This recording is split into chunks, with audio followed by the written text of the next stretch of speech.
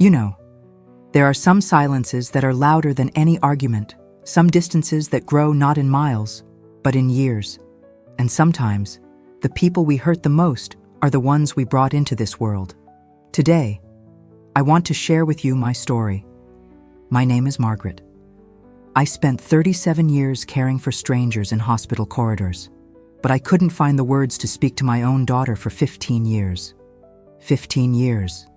Think about that for a moment. 15 Christmases, 15 birthdays, 15 years of silence so thick it felt like concrete. But then, one letter, just one handwritten letter from my daughter, and everything changed. This is my story about guilt that nearly ate me alive, about pride that built walls taller than any building, and about grace, the kind of grace that reached across a decade and a half of silence and said, "I still love you." So if you've got your tea or coffee, settle in. Get comfortable in your favorite chair. Because this one's going to touch your heart. If you're watching this on your television and it's already touching your heart, look, we've just put a simple QR code in the corner of your screen. All you have to do is take your phone, open the camera, point it at that code for 2 seconds, and it will take you straight to our channel where you can tap subscribe and the little bell. It's the easiest way from your couch, and it means the world to us. Welcome, friend. I'm so glad you're here. This channel is a place where we share real stories about real people, folks like you and me who've stumbled, fallen, and somehow found their way back up again. We speak slowly here. We take our time, because the best stories, they deserve to breathe. Now, let me tell you my story. Let me tell you how I became the woman who lost her daughter, and how, by God's grace, I found her again. I was born in 1957, in a small town in Ohio you've probably never heard of, the kind of place where everybody knew everybody's name, and you couldn't go to the grocery store without running into 3 people you went to school with. My parents weren't wealthy. My father worked at the steel mill. My mother took in sewing, but they were good people, honest people. The kind who believed that if you worked hard and kept your nose clean, life would treat you right. I was their only child, and from the time I was a little girl, maybe 7 or 8 years old, I knew exactly what I wanted to be, a nurse. I used to bandage up my dolls with strips of old bed sheets. I'd take my father's temperature with a toy thermometer I got for Christmas. My mother would smile and say, "That girl's got a calling." And I did. I graduated high school in 1975. Back then, a lot of young women from my town got married right away, started having babies, settled down, but not me. I had a plan. I worked 2 jobs, one at the diner, one cleaning offices at night, and saved every penny I could. 2 years later, I enrolled in nursing school. Those were hard years, long years. I studied by lamplight after 12-hour shifts. I missed parties, missed dates, missed sleep. But in 1980, at 23 years old, I became a registered nurse. My parents cried at my graduation. My father, this tough man who never showed emotion, had tears running down his face. I got my first job at County General Hospital. Night shift, mostly emergency room, and let me tell you, I was born for it. I had this way about me, calm, steady. When someone came in bleeding, screaming, terrified, I'd put my hand on their shoulder and say in this quiet voice, "You're safe now, I've got you." And they believed me. For years, that hospital was my whole world. I dated a little here and there, but nothing serious. I was married to my work, as they say. Then, in 1986, I met Tom. Tom was a paramedic, brought patients into my ER 3-4 times a week. He was kind, funny, had this laugh that could light up a room, and he thought I hung the moon. We got married in the spring of 1987. Small ceremony, just family and a few friends. I was 30 years old, and for the first time in my life, I felt complete. A year later, our daughter was born, Sarah. Oh, Sarah, a beautiful baby girl with my eyes and her father's smile. I would rock her for hours, singing old lullabies my own mother had sung to me. Tom would come home from his shifts and scoop that baby up like she was made of gold. We were happy. Really, truly happy. But here's the thing about happiness, friend. Sometimes we don't realize how fragile it is until it's already slipping through our fingers. When Sarah was 6 years old, Tom died, a car accident. He was driving home from a double shift, fell asleep at the wheel, crossed the center line, gone in an instant. I didn't just lose my husband that day. I lost part of myself. The grief was like a weight on my chest that never lifted. I'd wake up in the morning and for just 1 second, I'd forget. I'd reach across the bed for Tom, and then I'd remember, and it would hit me all over again. But I had Sarah. I had to keep going. So I went back to work, picked up extra shifts, worked myself to the bone because when I was working, I didn't have to think, didn't have to feel. Sarah grew up in those hospital hallways, you might say. After school, she'd sit in the break room doing homework while I finished my shift. On weekends, she'd spend hours in the waiting area, coloring, reading, waiting for Mama to be done. And I told myself I was doing the right thing, providing, being strong. But the truth was I was running from my pain, running from my grief. And in the process, I was running from my daughter too. Sarah turned into a teenager. And like a lot of teenage girls, she needed her mother, but I was never there. Not really. Oh, I was there physically. I made sure Sarah had food, clothes, a roof over her head, but emotionally, I was 1,000 miles away. Sarah would try to talk to me about school, about boys, about her dreams, and I would nod, distracted, already thinking about my next shift, my next patient. Mom, can we talk? Not now, honey. I'm exhausted. Mom, I got an A on my English paper. That's nice, sweetheart. I need to lie down. Year after year, the same pattern, and Sarah, she stopped trying. By the time she was 16, there was this wall between us, not built in a day, but brick by brick. Silence by silence. I told myself it was just teenage rebellion. She'll grow out of it, I'd think. All kids go through this phase. But deep down, in that place we don't like to look at. I knew I was losing her. Sarah graduated high school in 2006. She was 18, beautiful, smart, had her whole life ahead of her, and she couldn't wait to get away from me. She got accepted to a college 3 states away. 3 states.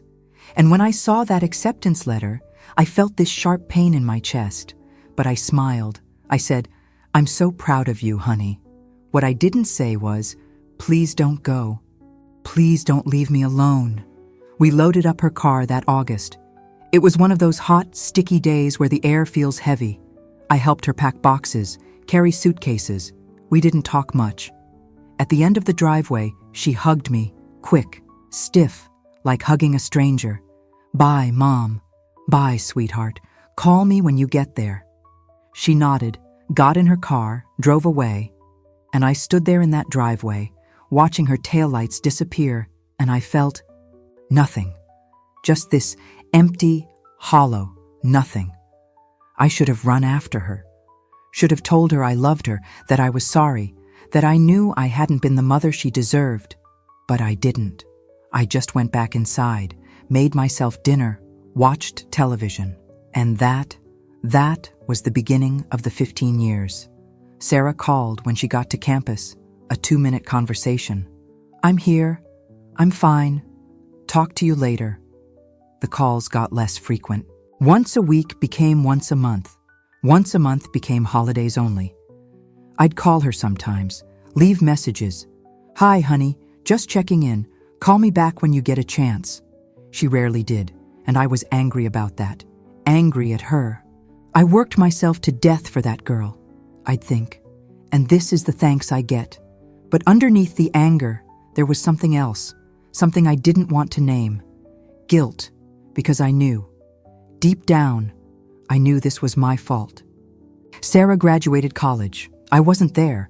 She said I could come, but I was scheduled to work that weekend, and I told her I couldn't get the time off. That was a lie. The truth was, I was scared, scared to see her, scared she'd look at me with those eyes, her father's eyes, and I'd see disappointment there. So I didn't go. She sent me a photo, cap and gown, big smile. She looked so much like Tom it hurt.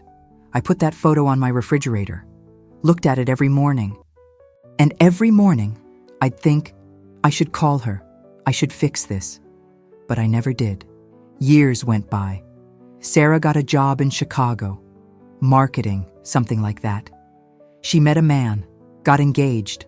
I found out on Facebook, not from her, from Facebook. I sat there at my kitchen table, staring at that screen, engagement photos, her smiling, this man with his arm around her, and I cried, really cried. For the first time since Tom died, I just sobbed. Because I realized I'd missed it. I'd missed all of it. Her first heartbreak, her college years, her first job, her first apartment, all those moments a mother should be there for. I'd missed them all, and now she was getting married. And I wasn't even on the guest list. I tried to call her that night. She didn't answer. I left a message. My voice was shaking. Sarah, honey, it's Mom. I saw your news. I'm so happy for you. I love you. Please call me back. She didn't. 3 days later, I got a text, just one line. Thanks for the message. We're planning a small wedding. I'll send you details. That was it. The wedding invitation came in the mail 2 weeks later, formal, addressed to Margaret Hayes and guest. Like I was some distant aunt, some obligation. I should have been hurt, should have been angry, but mostly, I just felt tired. I RSVP'd, yes, alone, no guest. And then I did something I'm not proud of. I put that invitation in a drawer, and I forgot about it, on purpose. I told myself I'd deal with it later, make travel arrangements later, buy a dress later, but later never came. The week of the wedding, I called in sick to work. I didn't go. I couldn't face it. Couldn't face seeing my daughter marry a man I'd never met, surrounded by people who'd been there for her when I wasn't. So I stayed home, turned off my phone, watched old movies and pretended it wasn't happening. That was in 2014. Sarah was 26 years old, and that was the moment I lost her completely. After that, the silence was absolute. No more phone calls, no more texts, no more holiday cards, just nothing. I went to work, came home, went to work, came home. The years blurred together. 2015, 2016, 2017. I retired in 2018, 61 years old, 37 years as a nurse. They threw me a little party at the hospital. Cake, speeches about what a dedicated nurse I'd been, how many lives I'd touched. And all I could think was, I couldn't even touch my own daughter's life. I went home that night to an empty house, and I looked around at my life, really looked at it, and I saw what I'd become. A lonely old woman who'd traded her daughter for a career, who'd hidden behind work and grief and pride until there was nothing left. I was 61 years old, and I was completely, utterly alone. The next few years were the darkest of my life, darker even than when Tom died, because at least then, I'd had Sarah. I'd had a reason to get up in the morning. Now, I had nothing. I'd wake up, make coffee, sit in my chair, watch television, go to bed, day after day, week after week. I stopped going to church, stopped seeing friends. I didn't want to answer questions about Sarah. Didn't want the pitying looks when I said we weren't in contact. Sometimes I'd stand in front of her old bedroom. I'd kept it exactly the same, posters on the walls, books on the shelves, like she might come home any day, but she never did. I thought about reaching out, wrote letters I never sent, composed emails I never clicked send on. Because what would I even say? I'm sorry. After 15 years of silence, what good would I'm sorry do? It was too late. I'd ruined it, and I had to live with that. That's what I told myself anyway. Then, in the spring of 2022, something happened. I was at the grocery store, just a regular Tuesday morning. I was in the cereal aisle, trying to decide between Cheerios and Raisin Bran. You know, those big life decisions us older folks face. And I heard a voice, a woman's voice, talking to her daughter, maybe 4 or 5 years old, this little girl. "Come here, sweetheart. Hold Mommy's hand." And the little girl giggled, ran over, grabbed her mother's hand, and they walked away together, swinging their arms, laughing. And I just stood there, frozen, with tears running down my face in the middle of the cereal aisle, because I remembered Sarah at that age, remembered her little hand in mine, remembered her laugh, and I thought, what have I done? What have I thrown away? I left my cart right there. Walked out of that store, got in my car, and I drove, just drove, with no destination, crying so hard I could barely see the road. I ended up at a park, this little park by a lake that Tom and I used to take Sarah to when she was small. There was a bench there, our bench, where we'd sit and watch her play. I sat down, and I said out loud, actually spoke the words, "Tom, I'm so sorry, I failed her. I failed our little girl. And I know this might sound silly to some of you, but I swear, I felt something, a warmth, like someone putting their hand on my shoulder. And I heard, not with my ears, but in my heart, I heard Tom's voice. It's not too late. 4 words. That's all. It's not too late." I sat there for a long time, watching the sun set over that lake, watching families pack up their picnics, kids chasing each other, parents calling them home. And something shifted in me. Maybe it wasn't too late. Maybe there was still a chance. I drove home, and for the first time in years, maybe the first time ever, I prayed, really prayed. "God, I know I've messed up. I know I don't deserve a second chance. But if you could, if there's any way, please help me fix this. Help me reach my daughter." I didn't expect an answer. Didn't expect anything to change. But the next morning, I woke up with this clarity, this determination. I was going to write to Sarah, a real letter, handwritten, everything I should have said years ago. I sat down at my kitchen table with a pad of paper and a pen, and I started writing, "Dear Sarah." And then I stopped, because what came next? How do you apologize for 15 years? How do you fit that much regret onto paper? I sat there for an hour, just staring at those 2 words. Then I started again. "Dear Sarah, I don't know if you'll read this. I don't know if you'll even open it. But I need to say this anyway, even if you never hear it." And then, it just poured out of me. I wrote about Tom, about how losing him broke something in me that never healed, about how I buried myself in work because it was easier than feeling. I wrote about all the moments I missed, all the times I should have been there and wasn't. I wrote about seeing her engagement on Facebook, about not going to her wedding, about the shame and guilt that had eaten me alive ever since. I wrote, "I was a good nurse, Sarah. I saved a lot of lives, but I couldn't save the most important relationship in my own life. And that's not your fault. It was never your fault. It was all me, my fear, my pride, my brokenness." I wrote for 3 hours, front and back of 6 pages. And at the end, I wrote this. "I don't expect you to forgive me. I don't expect you to want me in your life, but I needed you to know. I love you. I have always loved you. And I am so sorry." I signed it, "Your mother, Margaret." My hand was shaking so hard I could barely address the envelope. I knew where she lived. I'd looked it up online months ago in a moment of weakness.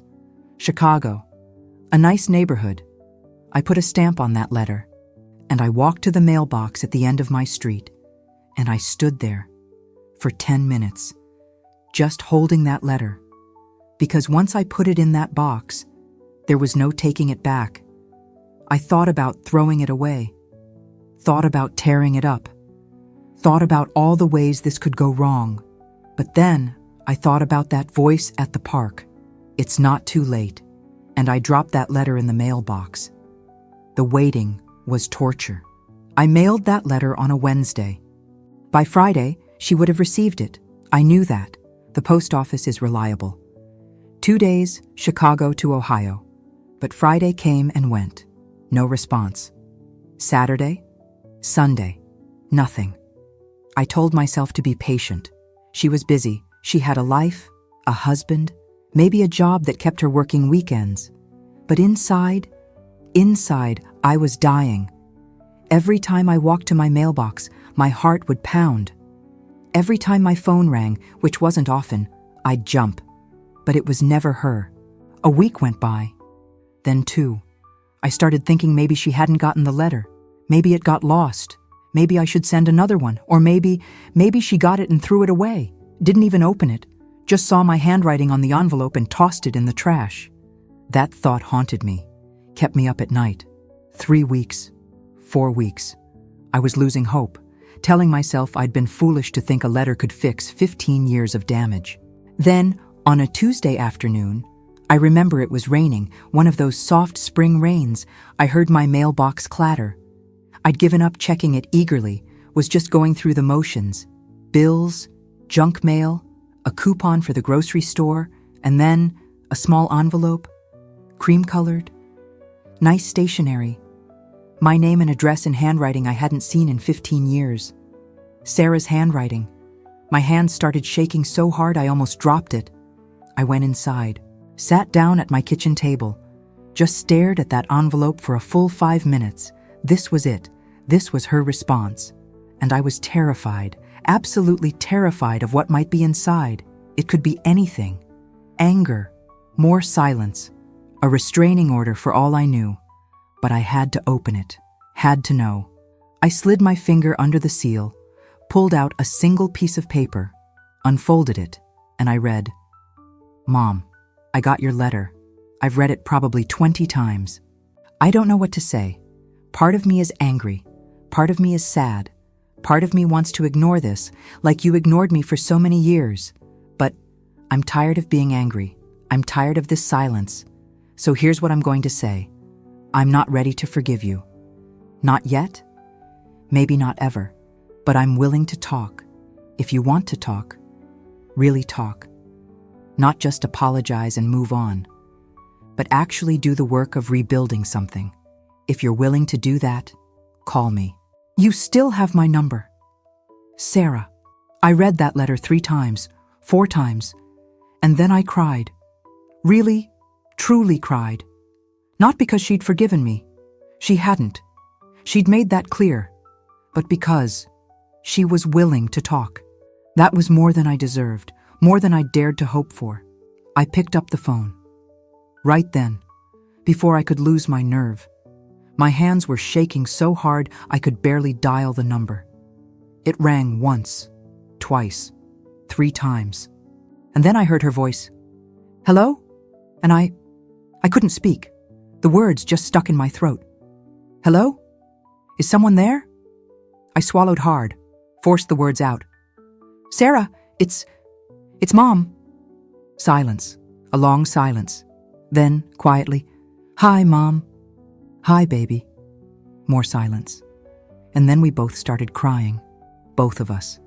I could hear it in her voice, all that pain and hurt and longing that had built up over 15 years. "I got your letter," I finally managed to say. "I know. Thank you for writing back. Thank you for giving me a chance." She took a shaky breath. "I don't know if I can do this. I don't know if we can fix this." "I don't know either, sweetheart, but I want to try. If you'll let me, I want to try." Another long pause. "Okay," she said finally. "Okay, but we take it slow, and we do it right. No more running away. No more hiding." "No more hiding," I agreed. "I promise." We talked for an hour that day, not about anything deep, just small talk. She told me about her job, her apartment, her husband, whose name was Michael. I told her about retirement, about the hospital, about the empty house. It was awkward, stilted, like 2 strangers trying to find common ground. But it was a start. We agreed to talk again the following week, same day, same time, and we did. And the week after that, and the week after that. Slowly, so slowly, the ice started to thaw. She told me about college, about her first job, about falling in love with Michael, all the things I'd missed, and I listened, really listened. Didn't interrupt, didn't make excuses, just let her talk. Sometimes she'd get angry, really angry. "Do you know what it was like?" she asked me once. "Do you know what it was like to graduate college and look out in that audience and not see my mother? To get engaged and not have anyone to call?" And I said, "No, baby, I don't know, but I can imagine. And I'm so sorry." She cried a lot during those calls, and so did I. But we kept talking. After 3 months of weekly phone calls, she asked me something that made my heart stop. "Do you want to meet for coffee? In person?" I couldn't believe it. "You mean, you want to see me?" "I don't know if I want to," she said honestly. "But I think maybe I need to really move forward. We need to see each other face to face." We arranged to meet halfway. A small town in Indiana, about 4 hours from me, 3 from her, a Saturday morning, a little coffee shop on Main Street. I barely slept the night before, changed my outfit 5 times, was still second-guessing myself when I got in the car. The drive felt endless. When I pulled into that little town, my hands were sweating, my heart was racing. I parked, walked to the coffee shop, and there she was, sitting at a table by the window. 34 years old, a grown woman. But when I looked at her, I still saw my little girl. She looked up, saw me, stood up slowly, and we just stared at each other. 15 years. 15 years since we'd been in the same room. I didn't know what to do. Didn't know if I should hug her or shake her hand or just sit down. But then Sarah, she stepped forward, and she hugged me.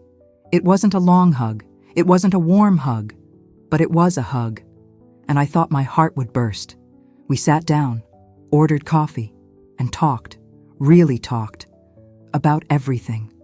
The good, the bad, the awful. She told me how much I'd hurt her, how abandoned she'd felt, how angry she'd been, and I told her about my grief, my guilt, my shame. I was a coward," I said. "I was too scared to face my own pain, so I ran.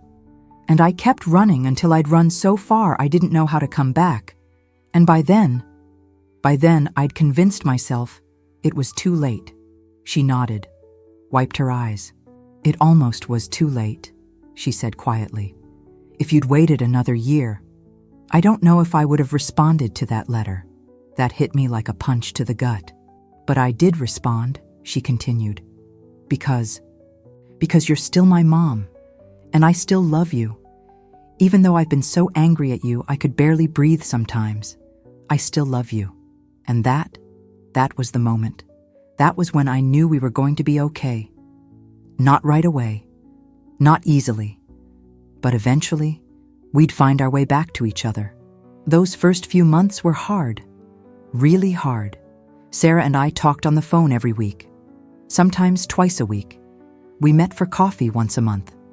But there were setbacks, days when old hurts would surface and we'd end up arguing, days when she'd say something that cut me to the bone, or I'd say something clumsy and hurtful without meaning to.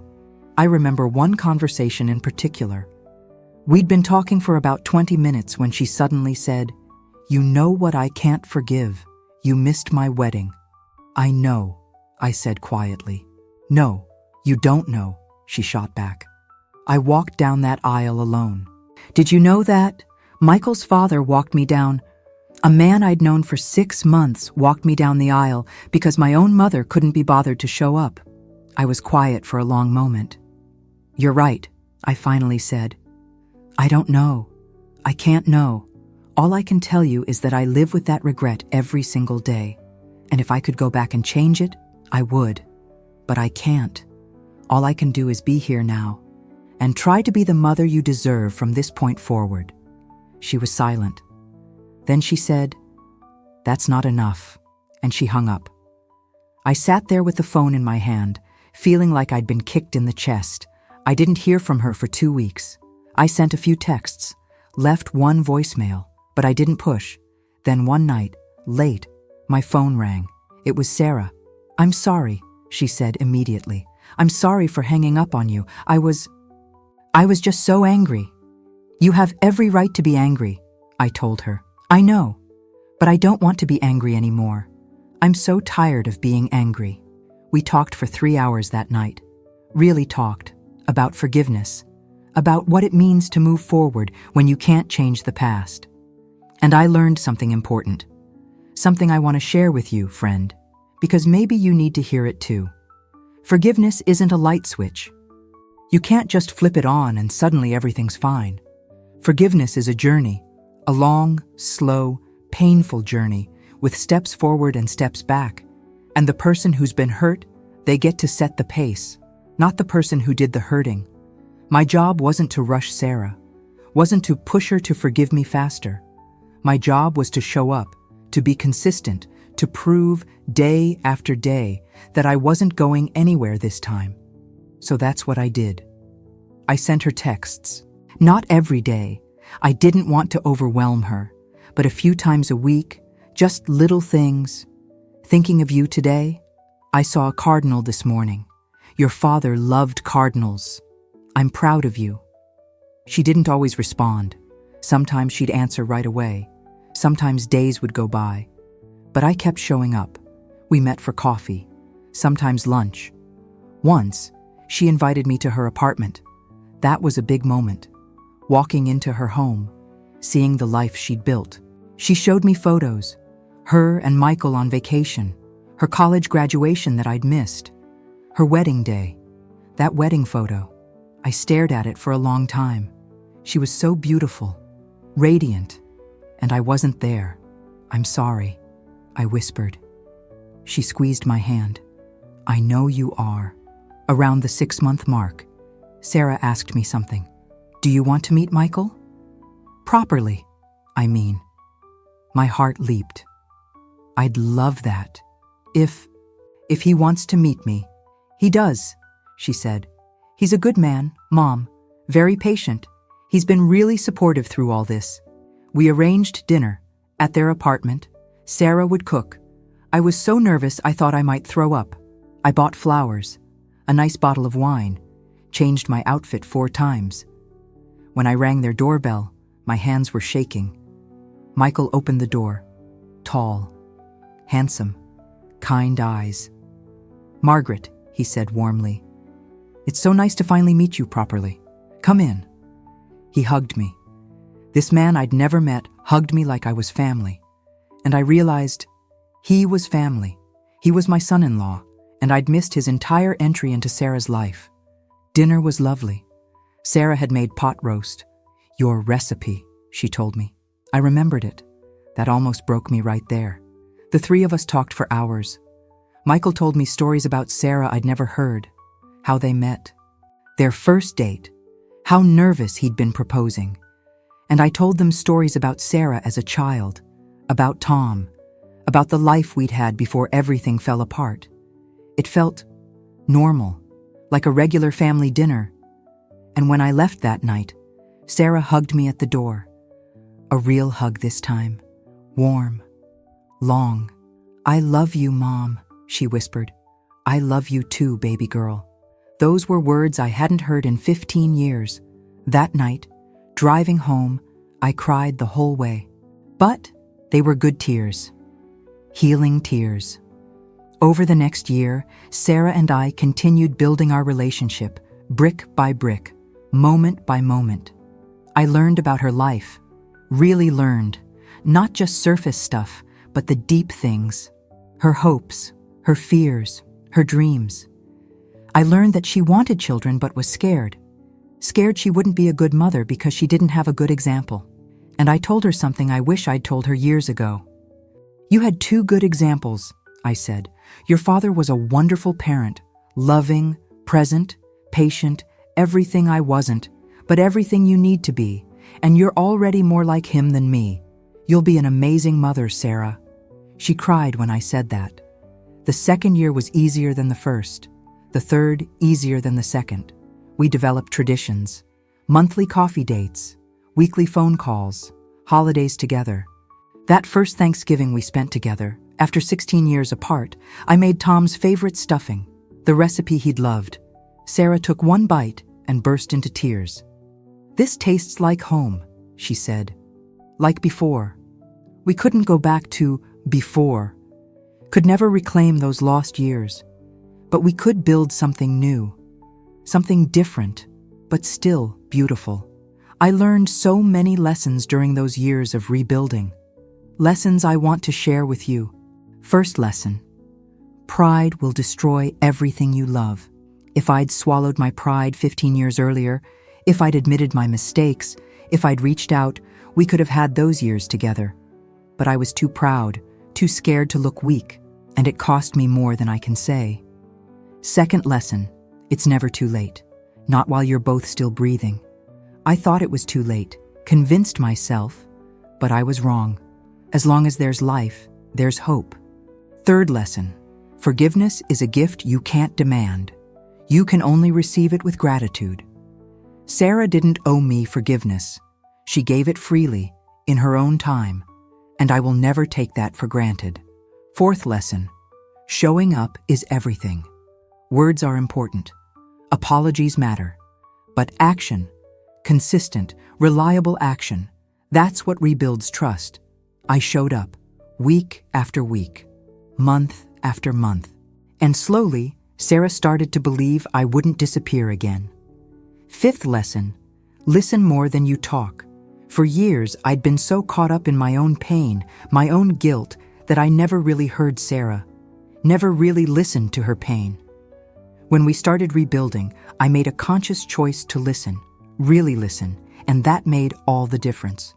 And the final lesson: love is a choice, not a feeling. Feelings come and go, but love, real love, is choosing someone every single day, choosing to show up, choosing to do the work, choosing to keep going even when it's hard. That's what Sarah and I did. We chose each other, every day, even on the hard days. In the fourth year of our reconciliation, 4 years after that letter I almost didn't send, Sarah called me with news. "Mom, I'm pregnant." I dropped the phone. Actually dropped it. Had to pick it up off the floor. "Are you there, Mom?" "I'm here, baby. I'm here." "Oh, Sarah, I'm so happy for you." She laughed, that beautiful laugh. I'm terrified and excited and nauseous, but mostly, I really want you to be part of this, to be a grandmother, if you want to be, if I wanted to be. I cried so hard I could barely speak. "I would love that," I managed to say, "more than anything in the world." Those 9 months were magical. Sarah would call me with updates, send me ultrasound pictures, ask me questions about pregnancy and childbirth. I drove to Chicago once a month, helped her set up the nursery, went to doctor's appointments when Michael couldn't make it. I was there. Finally, after all those years, I was there. The baby, a little girl, was born on a snowy December morning. Sarah called me from the hospital. "Mom, she's here. She's perfect. Can you come?" I was in the car before she finished the sentence. 5-hour drive in a snowstorm. Didn't care. Nothing could have kept me away. When I walked into that hospital room and saw Sarah holding that tiny baby, I thought my heart would explode. "Do you want to hold her?" Sarah asked. I nodded, couldn't speak. She placed that baby in my arms, and I looked down at this perfect little face, these tiny fingers, and I thought, this is Grace. This is what Grace looks like. A second chance I didn't deserve but received anyway. "What's her name?" I asked. Sarah smiled. Emma Grace. Grace." I held my granddaughter and cried for all the years I'd lost, cried for all the pain I'd caused, but mostly cried tears of gratitude because I was here, I was present, and I wasn't going to waste this gift. The years since Emma was born have been the happiest of my life. I'm not just saying that, I mean it. I see Sarah and Michael and Emma as often as I can. Once a month, sometimes more, I babysit. I read stories. I push Emma on the swing at the park. I get to be grandma, and it's the greatest joy I've ever known. Last year, on Emma's second birthday, something happened that I need to tell you about. We were all at Sarah and Michael's house. Birthday party, balloons everywhere, cake with way too much frosting. Emma was opening presents, making that adorable mess that 2-year-olds make. And Sarah pulled me aside. "Mom, I want to tell you something." We stepped into the kitchen, just the two of us, and Sarah took my hands. "I forgive you," she said. Just like that. Simple. Clear. "I've forgiven you," she continued. "Completely. I don't carry that anger anymore. I don't hold on to the hurt. You're my mom. You're a good grandma. And I'm glad we found our way back to each other." I couldn't speak, just stood there with tears streaming down my face. "Thank you," I finally whispered. "Thank you for giving me another chance." She hugged me. "Thank you for taking it." That night, driving home, I thought about how far we'd come. From 15 years of silence to this, to birthday parties and phone calls and "I love you" at the end of every conversation. It wasn't easy. It wasn't quick. It took 4 years of consistent effort. 4 years of showing up. 4 years of choosing each other. But we made it. And if we could make it, anyone can. Today, I'm 67 years old, and I can honestly say, I'm happy. Really, truly happy. I see Sarah and her family regularly. Emma is 4 now, smart as a whip, has her mother's eyes and her grandfather's smile. Sometimes, when I'm playing with Emma, I'll look up and catch Sarah watching us, and she'll smile. This soft, peaceful smile. And I know we're okay. We made it through. But here's the thing I want you to understand, friend. I didn't tell you this story just to share my journey. I told you because maybe you need to hear it. Maybe you're estranged from someone you love. A child, a parent, a sibling, a friend. Maybe you've let years go by. 5 years, 10 years, 15 years. Maybe you've convinced yourself it's too late. The damage is too deep. The silence too long. I'm here to tell you, it's not too late. As long as you're both alive, it's not too late. That letter I sent Sarah, that was the hardest thing I've ever done. Harder than nursing school, harder than losing Tom, harder than anything. Because it required me to be vulnerable, to admit I was wrong, to ask for forgiveness I didn't deserve. But it was worth it.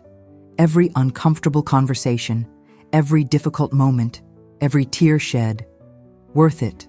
Because now I have my daughter back. And I have a granddaughter who calls me Nana and runs into my arms when I visit. I tell you this not to boast, but to encourage you. If there's someone you've lost touch with, reach out, write that letter, make that call. Will it be easy? No. Will they respond right away? Maybe not.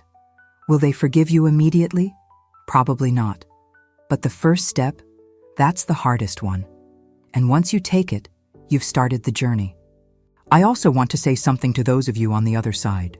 Those of you who are the ones who've been hurt, who are carrying anger and pain from someone else's choices. I can't tell you to forgive. That's not my place. Forgiveness is a gift only you can give, and only when you're ready.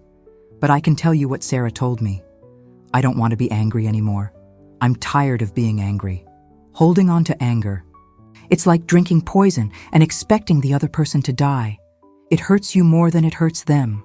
If someone reaches out to you, genuinely reaches out, consider listening. Just listening. You don't have to forgive. You don't have to let them back in your life. But maybe you can crack the door open, just a little, and see what happens. For Sarah, that decision to crack open that door changed both our lives. These days, I volunteer at a local community center. I run a support group for families dealing with estrangement. You'd be surprised how many people are going through this. Parents who haven't spoken to their children in years, siblings who stop talking after a family argument, friends who let distance and time erode their relationship.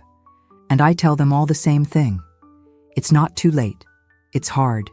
It's painful. It takes time, but it's possible. I've seen it happen, not just in my own life, but in others. Just last month, a woman in my group, she hadn't spoken to her son in 8 years, finally reached out, wrote him a letter just like I did. He responded, and now they're talking, taking it slow, but talking. That's hope, friend. That's what hope looks like. So here we are, the end of my story. But really, it's not the end. It's just the beginning of a new chapter. I don't know how much time I have left. I'm 67, in good health, thank God, but none of us knows how many tomorrows we have. What I do know is this: I won't waste the time I have left. I will be present for my daughter, for my son-in-law, for my granddaughter. I will show up every time, without fail, because I know what it's like to miss those years, and I will never, ever take this gift for granted. If there's one thing I want you to take away from my story, it's this: don't wait. Don't wait until it's too late. Don't wait until you think you're ready. Don't wait until the conditions are perfect. They never will be. If you need to apologize, apologize now. If you need to forgive, start that journey today. If you need to reach out, pick up the phone right now. Life is too short, too precious, too fragile. I wasted 15 years. 15 years I can never get back. Don't waste yours. That person you're thinking of right now, and I know you're thinking of someone. They might be thinking of you too, wondering if it's too late, wondering if you'd respond if they reached out. Be the one who's brave enough to take that first step. Write the letter, make the call, send the text. Yes, you might get rejected. Yes, it might hurt. Yes, it might not work out the way you hope. But what if it does? What if, like me, you get a second chance at the relationship you thought you'd lost forever? Isn't that worth the risk? I think so. I know so. Because I'm sitting here today, at 67 years old, with my daughter back in my life and a granddaughter who loves me. And 5 years ago, I never thought that would be possible. But it is. It's possible. And it's possible for you too. If this story moved you and you're still watching on your TV, we've put the QR code back on screen one last time. Just open your phone camera, point it at the code, and you'll be taken directly to our channel to subscribe and turn on the bell. And if you know someone who needs to hear that it's never too late, just show them this same QR code or forward them the video. Even one new subscriber or one share can brighten someone's day. Thank you, truly, from my heart. Friend, thank you for spending this time with me. Thank you for listening to my story. I hope it touched your heart the way telling it touched mine. Remember, it's never too late. Not while you're breathing. Not while there's still hope. Take care of yourself. And if you're feeling brave, go make that call. Send that letter. You might just change your whole world. God bless you. Until next time.